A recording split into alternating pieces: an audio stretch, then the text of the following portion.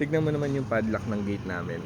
So, heavy duty na siya. Tapos, isang buwan na halos umuulan pero ang ganda pa rin ang condition niya. So, hindi nangangalawang. Yung gate ko yung nangangalawang. Pero eto, may mga several ways para i-unlock to. Ito yung una, sa loob ng app.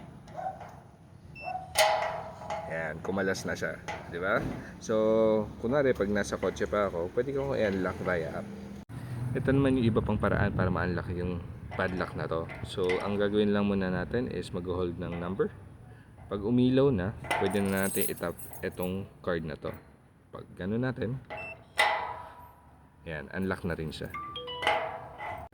Pwede rin via passcode. So, enter lang natin yan. Yan, pinindot ko na lang yung passcode. Tapos, itatap natin to. Yan. Tapos, ang pinakahuling way para ma-unlock to is dito sa loob. Andyan nga pala sa ilalim yung pag-charge. Bali, type C nga pala to. Ito yung type C. So, pag lobat na, makikita mo rin naman yung status ng battery dun sa loob ng app. Tapos, dito naman yung susukan para sa susi. Tsaka ang tagal malobat Hanggang ngayon, 100% pa rin nakakailang unlock na ako. Ito nga pala yung tsura ng susi ng padlock.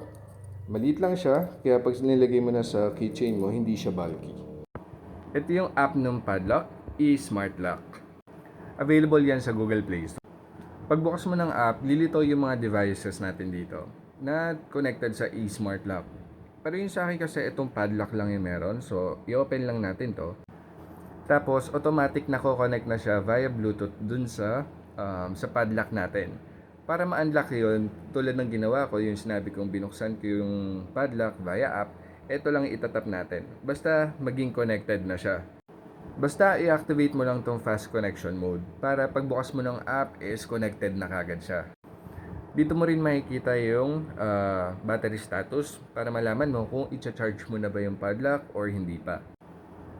Pagdating sa pag-manage ng padlock, nandito na lahat. So, yung pag-unlock.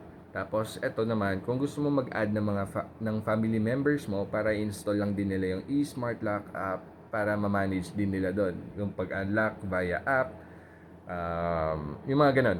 Tapos, ito naman, generate temporary password. So, kunwari, ayaw mo ibigay sa kanya yung main password ng padlock, pwedeng mag-generate dito ng temporary password na good for 10 minutes. Tapos, yun.